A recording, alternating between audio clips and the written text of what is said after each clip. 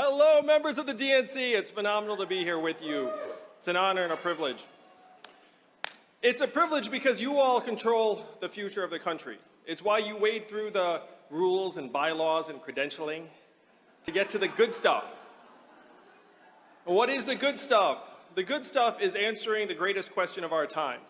And I will say we have to get this question right. The question is, why the heck is Donald Trump our president? How did that happen? If you turn on the cable news broadcasts, you might get a cocktail of answers, some mixture of Russia, racism, Facebook, FBI, Hillary Clinton. But the numbers tell a different story, and I'm a numbers guy. The numbers tell a very clear and distinct story that the reason why Donald Trump is our president today is that we automated away 4 million manufacturing jobs in Ohio, Michigan, Pennsylvania, Wisconsin, Missouri, and Iowa, all the swing states that Donald Trump needed to win and did win. We are here together in San Francisco, the hub of technology, and what we did to the manufacturing jobs, we will now do to the retail jobs, the call center jobs, the fast food jobs, the truck driving jobs, and on through the economy. How many of you have noticed stores closing where you live? I know you're from all over the country. And why are those stores closing? One word answer, Amazon. Amazon soaking up $20 billion in business every single year. How much are they paying in taxes? Zero. Less than everyone here in this room. That is the math. 20 billion out, zero back. Most common job in most of the country is being a retail clerk. The average retail clerk is a 39-year-old woman making between $9 and $10 an hour. When her store closes, what is her next move going to be? When you call the customer service line of a big company and you get that bot, what do? What's your next move? If you're like me, you go 000, representative, human, until you get someone on the line, right? In 2 or 3 years, the software is going to sound like this. Hey, Andrew, how's it going? What can I do for you? You might not even realize it's software. It's going to be delightful, seamless, efficient.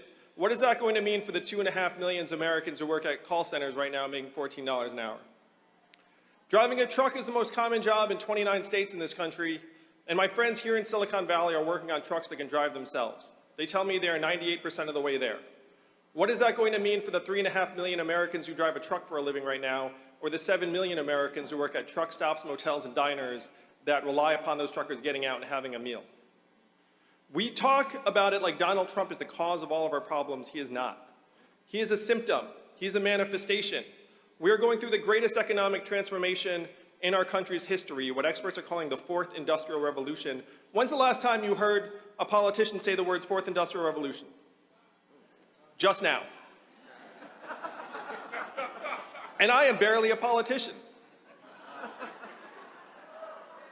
So the question is, what are the Democrats going to do about it? We have to make it known to our fellow citizens that it is not immigrants that are causing these problems. It is technology. Immigrants are getting scapegoated for something they have nothing to do with. So the question is, how do we solve this problem for the American people? We have to take a new vision to our fellow citizens as fast as possible. If you've heard anything about me in my campaign, you've heard something like this. There's an Asian man running for president who wants to give everyone $1,000 a month. You remember hearing that? Remember the first time you heard that? Nothing quite like the first time, am I right?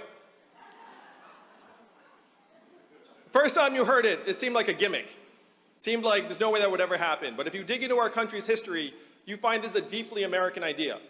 Thomas Paine was for it at the founding of our country. He called it the citizen's dividend. Martin Luther King championed it and fought for it in the 60s, and it is what he was fighting for on the day he was assassinated in 1968. 1,000 economists endorsed it in the 60s and 70s. It was so mainstream that it passed the U.S. House of Representatives twice in 1971 as the Family Assistance Plan. And 11 years later, one state passed a dividend where now everyone in that state receives between $1,000 and $2,000 a year, no questions asked. And what state is that? And how do they fund it? And what is the oil of the 21st century? Technology, that's right. AI, data, software, autonomous vehicles. A study just came out that said that your data, our data, is now worth more than oil. How many of you received your data check in the mail? None of us. In Alaska, they call this the oil check, and they love it. We're going to call this the tech check, and all of America is going to love it.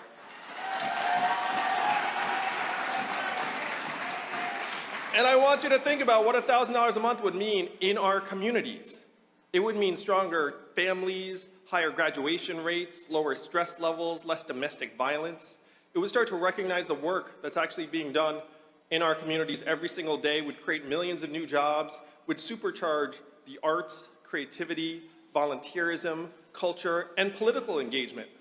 This is the trickle-up economy, from our people, our family, and our communities up. This is the vision that will win in 2020. And while I'm talking about trickle-up change, we need to have trickle-up political change, which means empowering the state parties. We need to have a 57-state strategy if we're going to win in the days to come.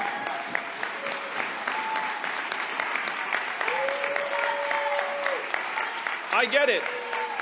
I'm an operator. The action happens on the ground. We have to empower people on the ground. We can't stop here with a trickle-up economy. How many of you were excited about GDP when you woke up this morning? How many of you were like, I'm going to make a big contribution today. I can feel it. If you think about it, we're at record high levels of GDP, also at record highs in this country right now. Suicides, drug overdoses, anxiety, depression, financial insecurity. It's gotten so bad that our life expectancy has declined for the last 3 years in a row. Last time our life expectancy declined for 3 years in a row, the Spanish flu of 1918. Global pandemic. That's the last time it happened. We need to evolve to the next set of measurements. And I talk about my wife who's at home with our 2 young boys, one of whom is autistic. What is her work included at in GDP every day? 0. And we know that's nonsense. We know it's the opposite of the truth. We know that her work... I was off the trail for a couple days taking care of my kids. And you know what I said after 2 days? Get me back to running for president as soon as possible. And if you're a parent, you know exactly what I'm talking about. It's the hardest work there is, but the most important. Instead of this GDP measurement that's running us off a cliff, we should be measuring our shared progress through health and life expectancy, mental health and freedom from substance abuse, clean air, clean water, childhood success rates. This is a vision of an economy that would actually work for the American people. Right now, the Democratic Party is being cast as the party that wants to spend money. We want to move society forward, and we need the right measurements to do that. So this is the vision we have to take to the rest of the country as fast as possible. We have to solve the problems that got Donald Trump elected. If you remember in 2016, what did he say? He said, we're going to make America great again. And then what did Hillary respond? America is already great.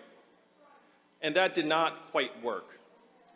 His solutions were garbage and nonsense. He said, we're going to build a wall, we're going to turn the clock back, we're going to bring the old jobs back. We have to do the opposite of all of that. We have to turn the clock forward. We have to accelerate our society and economy. We have to evolve in the way we think about work and value. And I am the ideal candidate for that job because the opposite of Donald Trump is an Asian man who likes math. Thank you very much, Democrats. Thank you very much. Let's make America think harder and win. Thank you.